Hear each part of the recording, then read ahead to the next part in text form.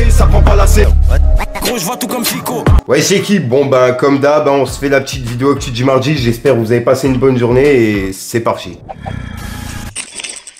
Voilà l'équipe, j'espère que vous allez bien. Bon, pour commencer cette petite actualité du mardi, on va parler de Rof qui fait les 20 ans de la fierté des nôtres en concert à l'Accor Arena. Et ça se passe aujourd'hui à Bercy.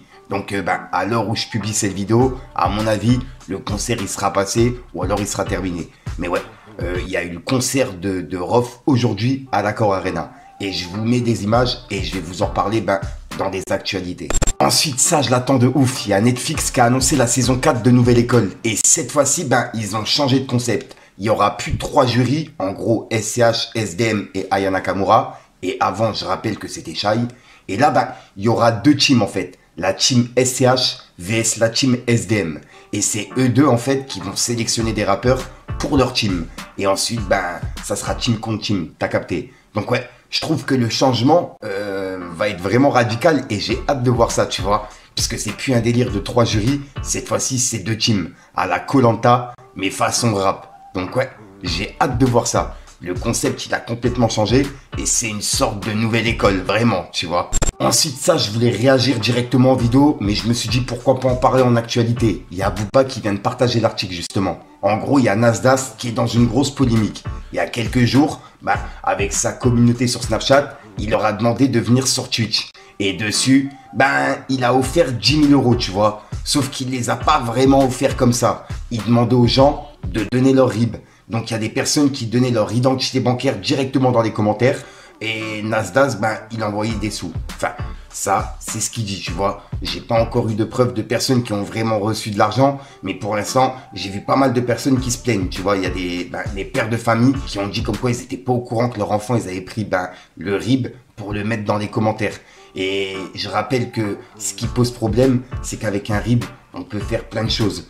Des arnaques, on peut même commander des choses. Ça peut partir vraiment loin, tu vois. Et les jeunes, justement, qui ont posté ça, ils ont fait ça sans que leurs parents étaient au courant. Donc, en gros, il y a des replays de live qui sont en train de tourner sur TikTok, sur tous les réseaux. Donc, les commentaires, on les voit encore. On voit les RIB, on voit tout passer. C'est une dinguerie. Et Nasdaq, il est actuellement dans une sauce par rapport à ça, tu vois. Oui, parce que en plein live, il leur disait, envoie ton RIB, celui de ta maman, celui de ton oncle, celui de ton frère, tu vois, des trucs comme ça. Et les jeunes, ils le faisaient. Donc ouais, c'est des trucs à pas faire en fait, tu vois. Tu donnes pas tes coordonnées bancaires comme ça sur Internet, dans des commentaires, sur un live qui va être retransmis partout en fait, c'est une dinguerie. Dites-moi dans les commentaires ce que vous en pensez, mais si je peux faire une prévention par rapport à ça, ne vous faites pas avoir les gars, tu vois. Encore il dit, donne de l'argent, donnez votre nom Paypal, allez, tu vois, il va t'envoyer de l'argent sur Paypal, ok, ça je veux bien. Mais des choses où tu donnes tes identités bancaires, où les personnes peuvent te faire des dingueries, te vider les comptes, mettre tes parents dans la merde ou te mettre toi-même dans la merde, c'est une dinguerie. Et je voulais réagir pour en faire une prévention. Et là, va faire polémique dans pas longtemps. Il y a des articles qui sont sortis aujourd'hui et dans pas longtemps, on va en entendre parler. Dites-moi ce que vous en pensez l'équipe. Ensuite, ça, je m'y attendais pas du tout. Il y a 404 Billy qui vient de faire une cagnotte. Et vous allez comprendre. Il a dit, bon, j'en ai assez des clashs, etc. Il est temps de prôner des choses positives, de l'entraide et des bonnes valeurs. Vous allez voir ça dans ma prochaine story. Mettez ce que vous pouvez. Je sais que c'est compliqué pour tout le monde en ce moment. Mais quand une cause est noble, ça vaut le coup. Je partagerai cette cagnotte de temps en temps, pour vous le rappeler. Merci du soutien. Et il a mis une cagnotte Litchi en story. Donc par curiosité, j'ai cliqué dessus. Et en fait, c'est une cagnotte pour aider Benjamin Epps à rembourser son featuring avec Conway. Et il y a 0 € récolté.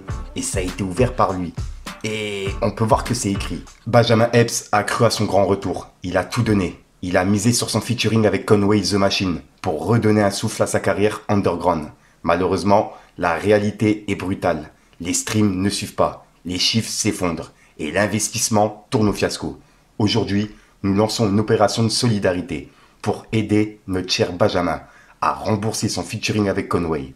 Parce qu'apparemment, le clash avec 404 Billy lui a coûté plus que sa crédibilité.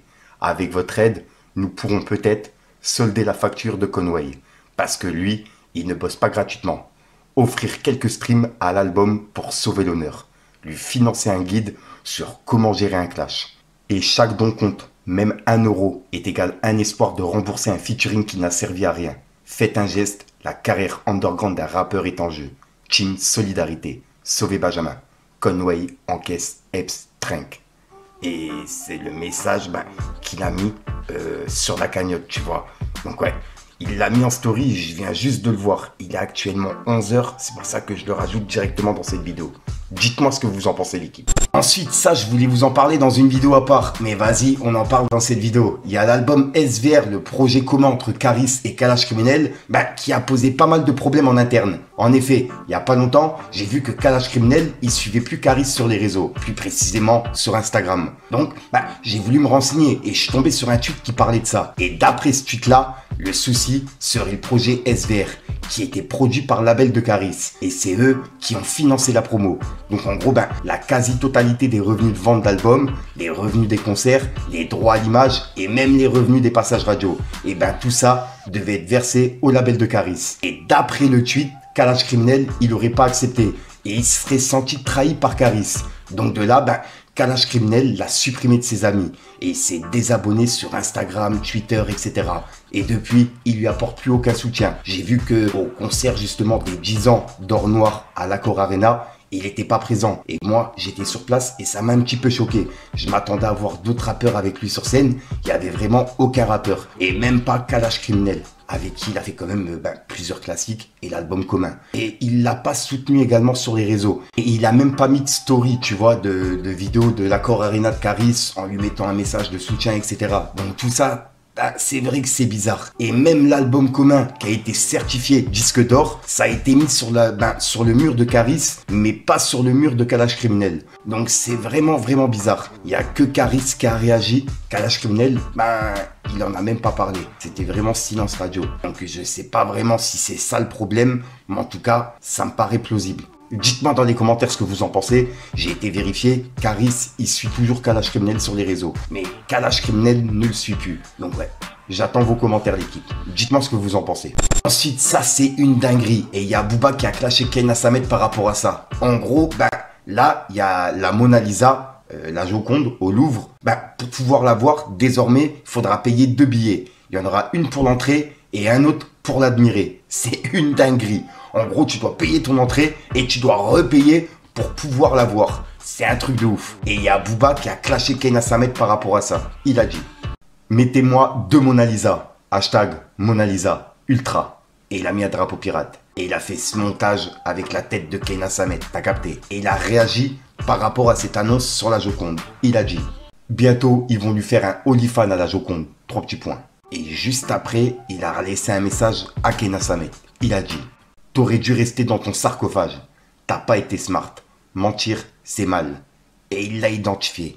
Et pour terminer, il a piqué 404 Billy. Il a mis ce montage et il a écrit « Bilouterie de haute standing. Dracula. » Et il a mis un 4 en faisant référence à 404 Billy. Donc ouais, c'est les clashs de Booba qu'il a mis sur les réseaux. Donc voilà l'équipe, c'est quoi, on va la faire à l'ancienne. N'hésite pas à mettre un petit pouce bleu pour soutenir les référencements et à me dire ce que t'en penses dans les commentaires. Et comme d'hab, si t'as pas envie de mettre dans les commentaires, tu mets un 2, 3 là, c'est juste pour référencement. Ouais, c'est bon, c'est passé. Et puis voilà quoi, sinon j'ai pas vraiment d'outro qui sont prévus, tu vois, c'est une outro que tu vas trouver en fin de vidéo dans plusieurs vidéos. Donc si jamais j'ai oublié d'actualité, n'hésite pas à me contacter en privé, je te mets mes réseaux à l'écran. Et puis voilà, tu vois, sur Snapchat, Instagram, et puis voilà. Puis sinon, j'arrête de 30 fous, je te dis à soir pour une nouvelle micro-stand, une nouvelle vidéo et une nouvelle exclue. Et puis sinon j'ai rien d'autre à rajouter. Et peace les gars.